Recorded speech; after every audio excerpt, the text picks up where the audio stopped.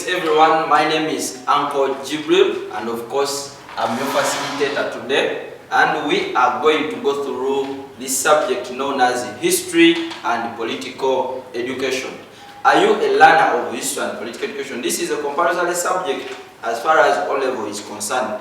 Today we are going to go through a wakisha paper, that is wakisha mocks 2026, and these mocks have been set. But before we go through that, we want to get to know, for a learner that is going to sit for senior 4, for a learner that is in secondary school, for a learner that is in senior 1, senior 2, senior 3, where should we emphasize and how should we respond to questions in history and political education? Dear learners, this is a curriculum that is different from the knowledge-based curriculum. For the competency-based curriculum, we have things that we always emphasize. Remember, number one, this is a competency-based curriculum where we want to get the skills. The skills like problem solving, are we together? Skills like critical thinking, especially in this subject, history and political education. Now, as we are emphasizing here, we need to get to know, before you answer questions, what should we put in our mind? What should be in our mind as a learner of history and political education? This is what you should be knowing. Number one, you should know that this paper has got only 3 elements of construct. An element of construct is a set of topics under which an assessment is made. For instance, each and every subject at O-level in the competency-based curriculum has got elements of construct, and each element of construct, are you together? Or the number of elements of construct in a subject determine the items or the number of items to be responded to. For instance, in this one political education here, we have 3 elements of construct.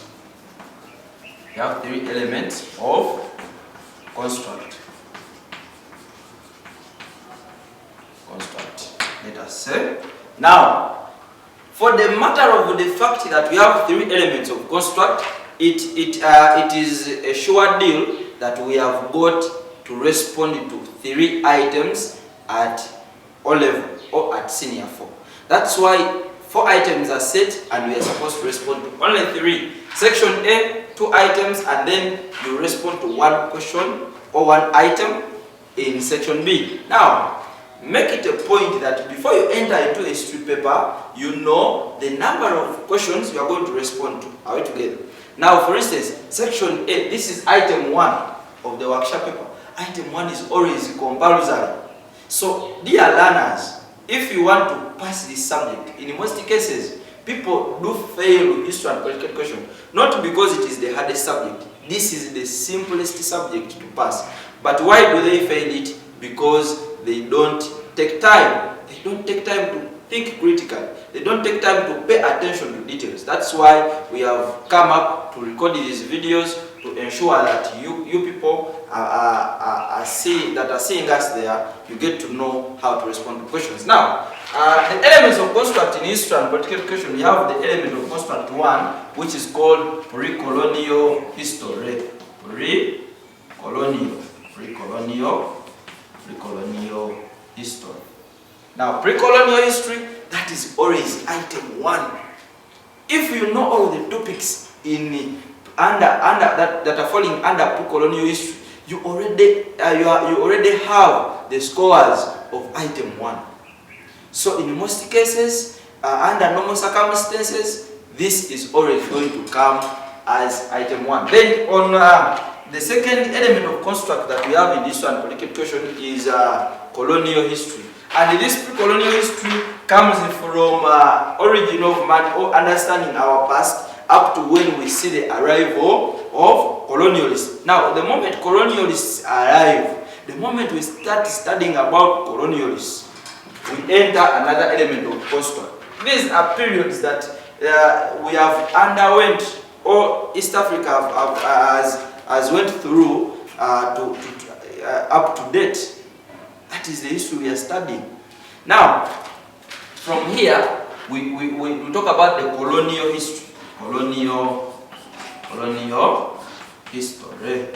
The colonial history of East Africa. Are we together? From the day when the colonialists have arrived up to the day when they grant independence to East African countries. Now, it is upon you as a student or as a learner of history and political education to get to know which topics are in each and every element of construct. Are we together? That means that if you know all the topics under the element of construct 2, which is colonial history, you already know, or you are able to pass the item number 2. So since this is pre-colonial construct 1, it is going to become our item 1. This is colonial period, item number 2, element of construct 2, so it will be our item 2. Then item 3 will be coming from post-colonial. We emphasize this to ensure that a learner enters the exam when you know what you're going to be doing. Now, for post-colonial period, it starts from the day when they have granted independence to East African countries up to when you find out that up to when, in fact, up to date. Are you together? From the day the colonialists have granted independence to East African countries up to date, that is what we call the post-colonial history. And this is always element of, since it is element of construct 3, it is going to be it is going to make up item 3 and item 4.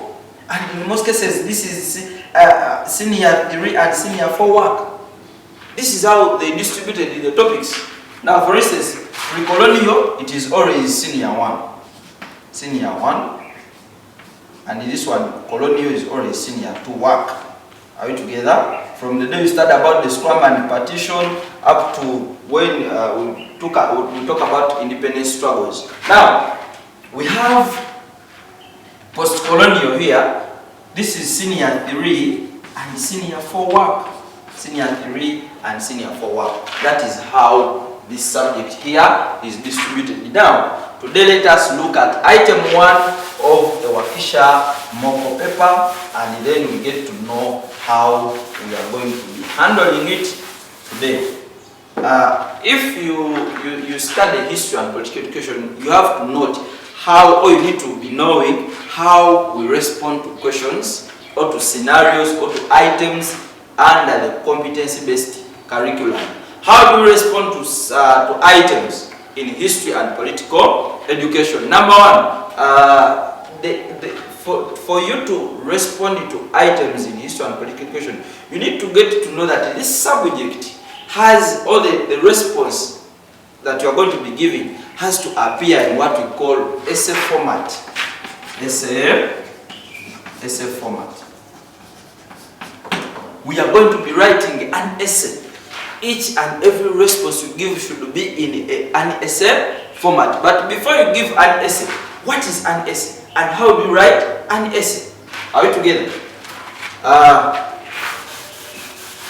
An essay has majorly 3 things. The first thing in an essay is what we call introduction.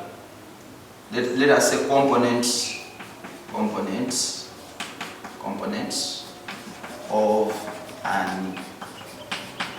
essay. Components of an essay.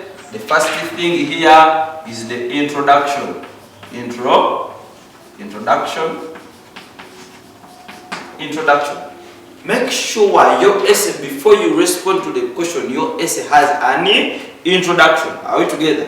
The major mistakes that learners do here, in most cases, you end up just writing headings. Some of you start, first of all, the way you start your questions, your responses. You start, I want to start by saying, that is not how we introduce history and political education. What is supposed to be in your introduction? Without a clear introduction, members, I want to inform you that your responses do not carry meaning. You are going to be underscored. Are we together? Because when they are scoring, we have levels that we base on to score your students. Now, in the introduction, we are expecting majorly 3 things. Are we together? The first thing here is to identification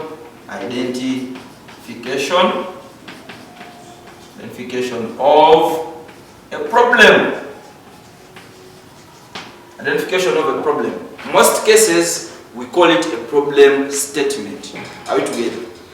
Here, remember, this is this subject we are studying, and this curriculum is a competency-based curriculum, and this subject we want to assess. Why do we why do we emphasize identification of a problem? Is a learner able to identify a problem?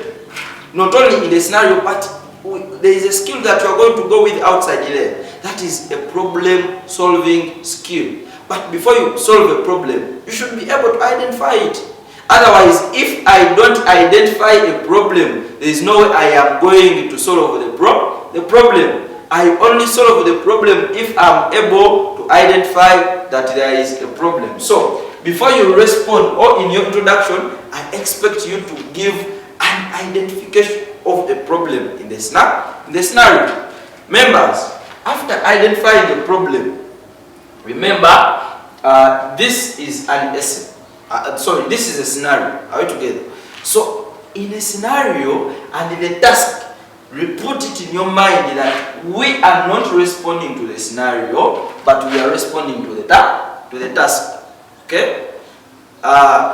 So, as you are responding, please make it a point that you read and understand the task. For me, in most cases, I always tell my learners, please, before you read the scenario, first read the task. After reading the task, internalize the task. After internalizing the task, go back and read the scenario. Because the examiner is mainly interested in the task. Are you together? Now, for instance, you have here task part A.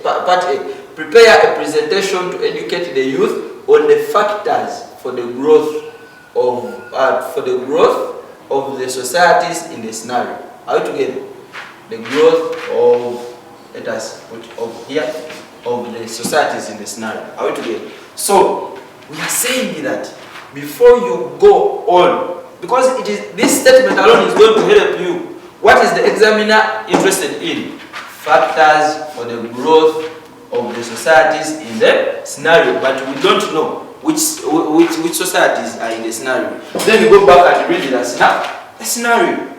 Tell this person that, yes, I've known that they need factors for the growth of the societies in the scenario. But which societies? Go back and read the scenario. So let us end here. In our next video, we are going to be responding and we are going to be seeing the different parts of an essay and how we shall be able to fix it.